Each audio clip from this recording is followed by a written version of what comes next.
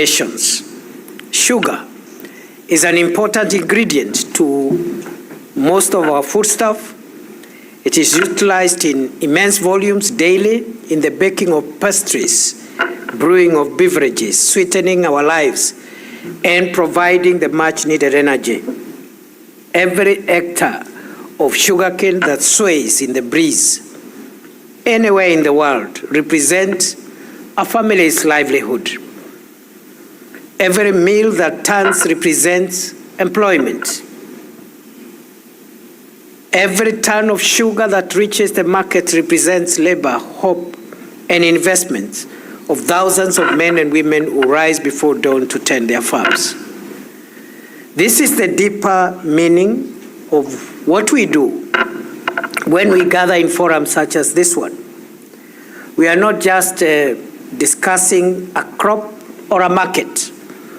We are discussing the dignity of farming communities, the resilience of developing economies, and the future of millions of people across Africa, Asia, Latin America, and elsewhere in the world.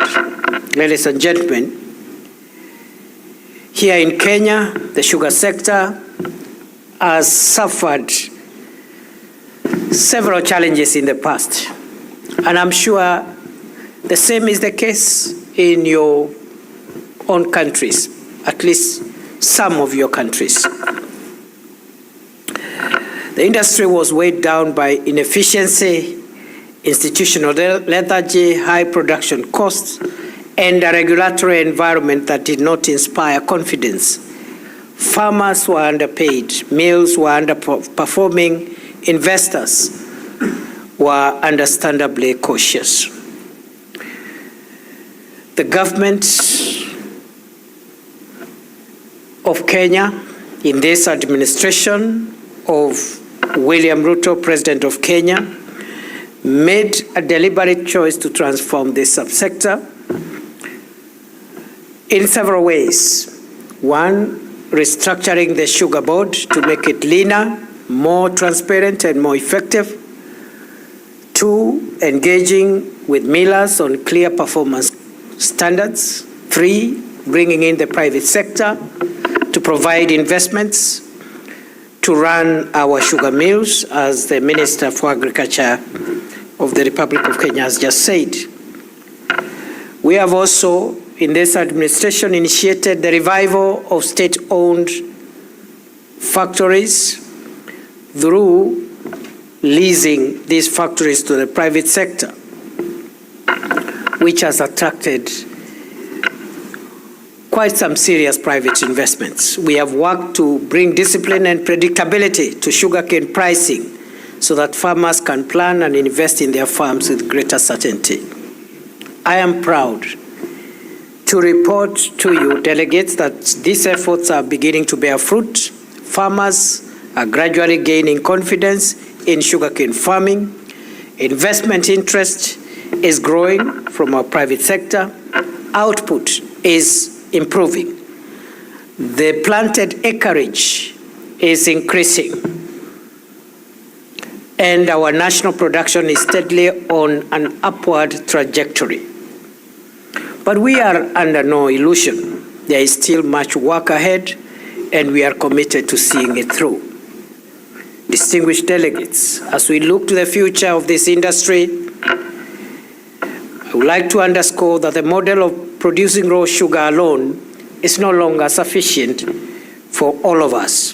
The world is changing, energy systems are transforming, consumer preferences are shifting, climate pressures are intensifying, and the global movement towards sustainable circular economies is no longer a distant ambition.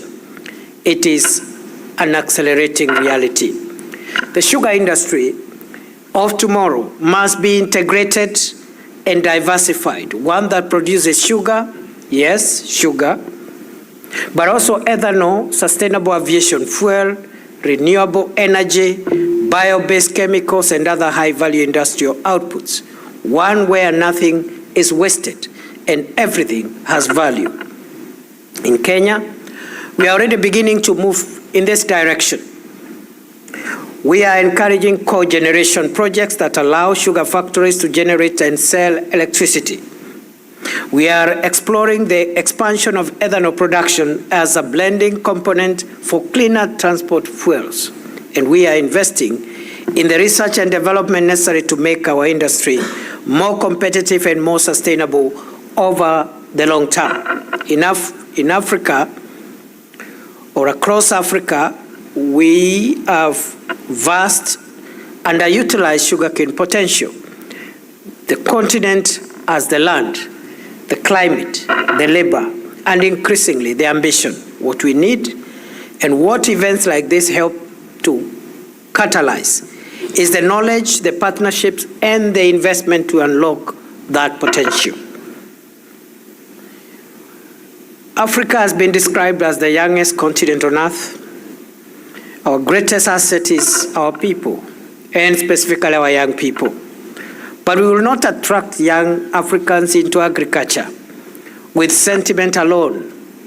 Young people are pragmatic. They follow opportunity. They go where innovation lives and where enterprise thrives. Our task as governments and industry leaders and as investors is to transform agriculture into the kind of sector that ambitious young people want to be part of. That means embracing digital tools and precision farming, creating agribusiness ecosystems that generate real wealth, and building the infrastructure, the logistics, and the financing systems that allow agricultural enterprise to flourish at scale. The sugar industry, properly transformed, can be a powerful vehicle for exactly this kind of economic inclusion for African youth. Ladies and gentlemen, we cannot talk about the future of agriculture and industry without confronting the realities of climate change. Across Kenya and the broader region, we are witnessing the effects of a changing climate in real time. Rain patterns and volumes are often inconsistent, while droughts and floods are becoming more frequent. This unpredictable weather pattern is not a future challenge, it is a present reality demanding urgent response. Climate adaptation must therefore be embedded at every level, in the varieties of crops we grow, in the water management systems we employ, in the farming practices we deploy, and in the resilience of the supply chains and manufacturing processes we build. The sugar sector can be part of the climate solution. Biofuels, renewable energy from